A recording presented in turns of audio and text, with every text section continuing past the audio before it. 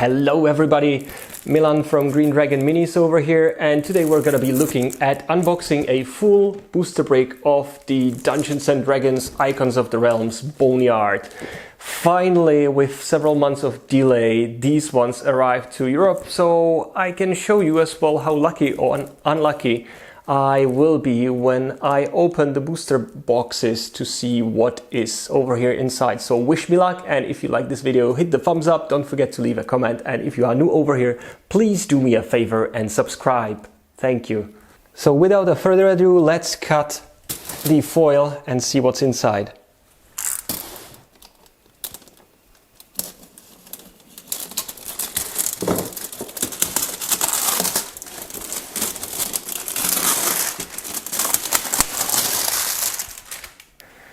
Let's as well take a closer look at the artwork before we open them. So here's one of the ones that I really would like to get, but the chances are 1 to 4 for the Tyrannosaurus zombie. There's the Vampire Spellcaster, the Spectre, and the Death Knight, which would be really cool as well. The Deathlock is actually one of the cheaper ones. That looks really awesome. And then you have the Bone Naga, the Mind Witness, the undead kind of beholder that looks really cool. The Avatar of that Death is really nice as well, and there's a dwarf skeleton over here, and that's pretty much it. So let's cut this one.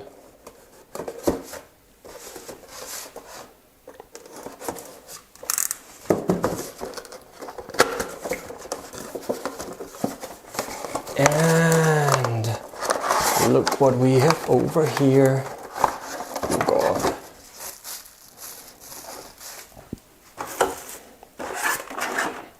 So the first mini unpacked is the Poltergeist 9 out of 45. It's a common variant, and you can see basically a table that is being topped over with some glasses and candlestick, and yeah, that's what poltergeists do. Yeah, I hope I don't get more of these ones, because I think more than one is totally unnecessary, but otherwise it's nicely painted and looks cool. Next one is number 13 out of 45, and it's a Phantom Warrior. Nice looking translucent miniature. You can as well notice that the sword is heavily bent, but nothing that the hot water couldn't fix. Next one up is a Death Slot, number 21 out of 45. I believe it's an uncommon miniature. Nothing too spectacular, but he looks actually fairly nice, and the face has some nice details like the yellow eyes and the pink lolling out tongue. Otherwise it's mainly grey and black for the claws and for the spikes going out of his back. And the big mini from this booster was the Atropol 45 out of 45. This is basically like an abomination of a god. And you can see how awful he looks and cool at the same time. It's really heavy miniature. And you can see as well the umbilical cord like coming out from his mouth to his brain. It looks fairly scary. And there are bits and pieces just sticking out of his or hers or its body. It's really scary but cool at the same time. I'm really happy for this one, even though it's not the Cybriex, which was like even scarier abomination that was part of this lineup of miniatures. Alright, time to open another one. And this time, ooh, not too bad.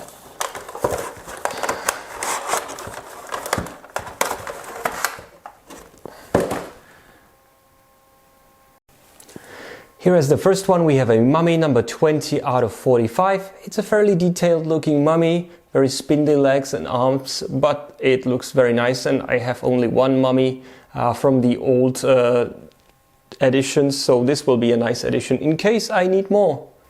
Next one up is number 4 out of 45, the Will-O-Wisp, and I'm really happy for this one because I need it in my campaign. And these are just lights that lurk travelers and adventurers into marshes and swamps to die there, so I can't wait to show this one to them. Next one is a rare miniature, which is the Demilich 34 out of 45, and it's basically a skull that floats on like a smoky, ethereal substance. He looks fairly cool, but like not very detailed. It's very plain paint job, so just white skull with a bit of wash and green eyes and teeth. As the next large miniature, we have the Skittering Horror 30 out of 45. He's an uncommon variant. He's very heavy and looks very scary in the flesh. I think that the images do not do it enough justice, because it looks like a gigantic crustacean with spikes growing from the back, and afterwards four praying mantis-like arms, and as well mandibles and a single bright yellow eye. I really like this one. Alrighty, another one.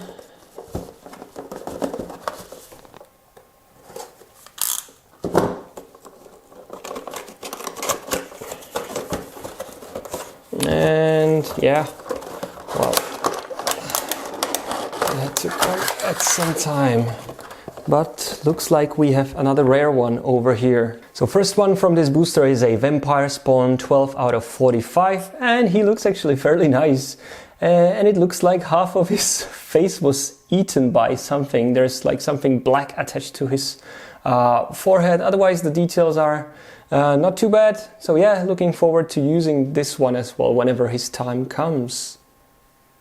Here we go, the first duplicate is over here, and it's a Death Slot. So yeah, I don't have to mention him any longer, but there he is. Yeah, this is another rare, the Bone Naga 40 out of 45, and you can see that its spine is heavily deformed. She was actually, or it was lying in the back completely flattened. Right now it's raising slowly up, but it's far from the optimal pose, so I will have to probably again use some hot water to fix it. But other than that, the miniature sculpt is really nice. But I have her friend over here, which is much older, and I can show them next to each other. So here you have the new version of the flattened Bone Naga and the older version of it. I do like the sculpt of the new one much better, but the paint job on the older one is far superior to this one, which hardly has any details. It looks pretty much like one color paint, not even properly washed. There's a bit of wash just over here. Other than that, it's really nice, but yeah, it will need some adjustment of the spine. This one looks way more scary since it has like a humanoid skull. The large from this booster is the Juvenile Kraken 33 out of 45, uncommon miniature, and he looks actually fairly nice. I like the tattoos on the forehead and as well on the back of the head, the blue that is painted over there, but I'm not expecting actually to use him anytime soon, because I don't think I will have any parts of the adventures where my party goes on sea. But yeah, nonetheless, he's a cool addition to your miniature collection. Alrighty. Another one to be opened.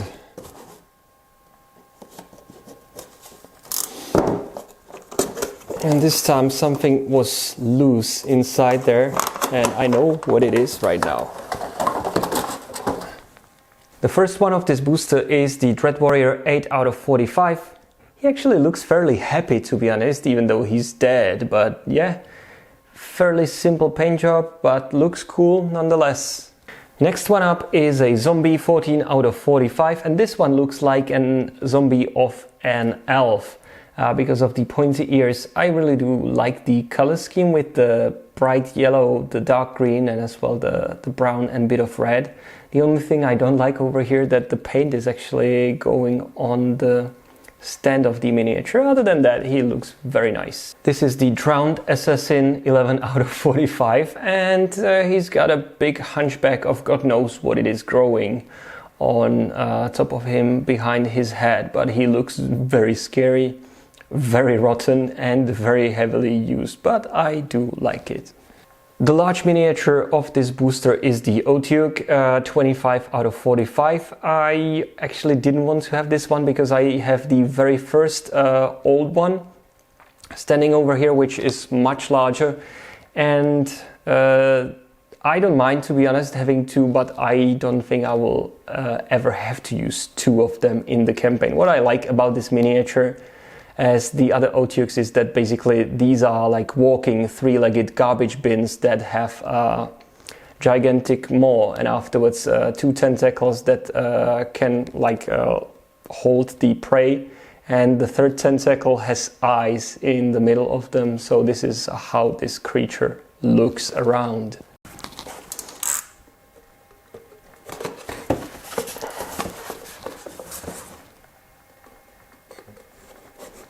Come on. Yep, there we go. And what do we have over here? Well, something I could probably use. Alrighty. Another duplicate over here, the Vampire Spawn 12 out of 45. So it looks like the first one wasn't getting eaten by anything black, it was just badly painted and there was probably like a blob of paint.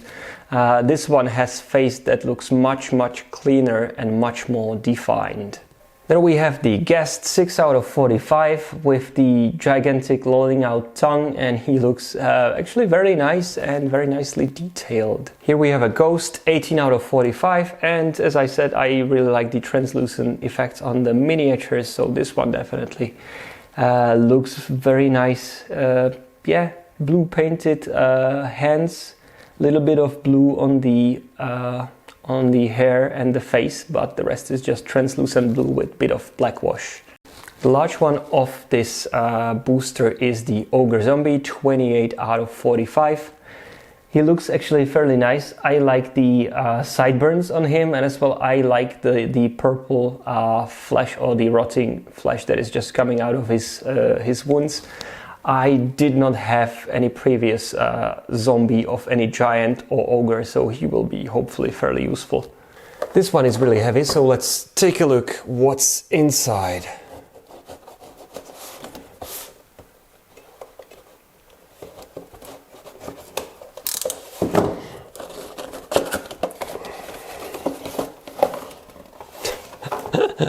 Well, pretty good joke. This one is a dwarf skeleton, 15 out of 45, and it's my dwarf skeleton ever. He looks really good, and I really like the remnants of the ginger beard on the skull. Here we have another duplicate, which is the Phantom Warrior, 13 out of 45.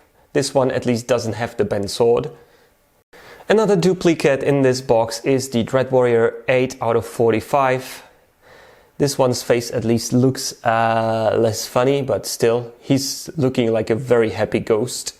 Another surprising duplicate in this box is the Atropal 45 out of 45. I actually do not mind getting a extremely rare and expensive mini like this one, but to be honest, I have no idea what I'm gonna do with a duplicate of this one, since probably it can be only used as a boss in a very epic and long adventure. So yeah, I have 2 of these ones.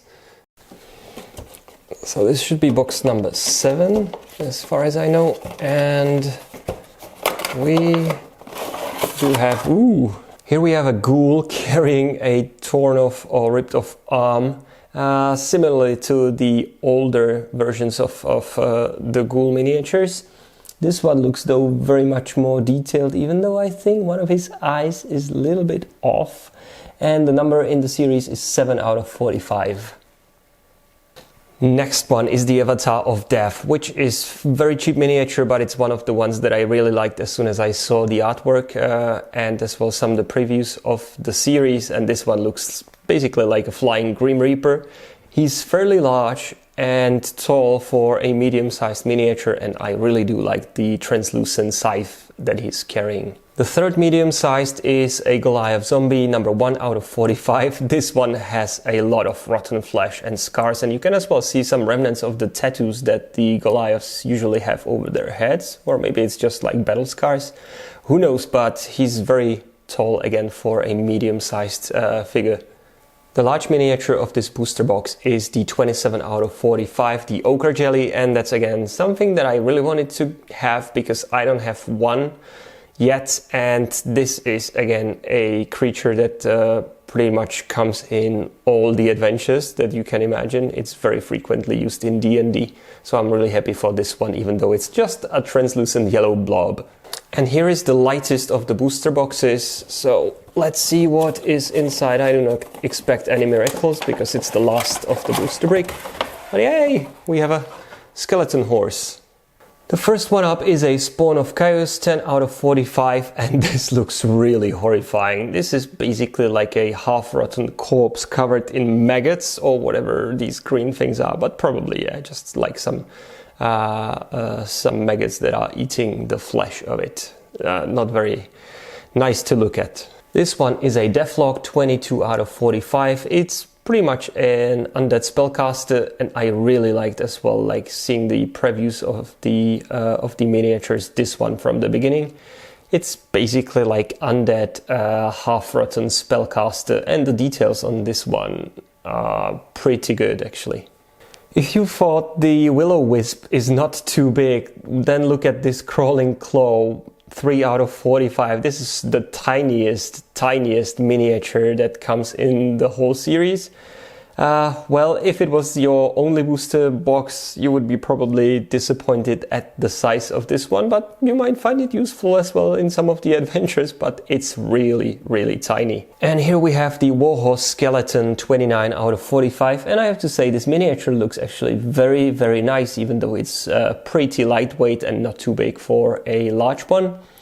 But it will come nicely together with the rest of my undead collection. Definitely. So yes, this was the box number 8, if I'm not mistaken.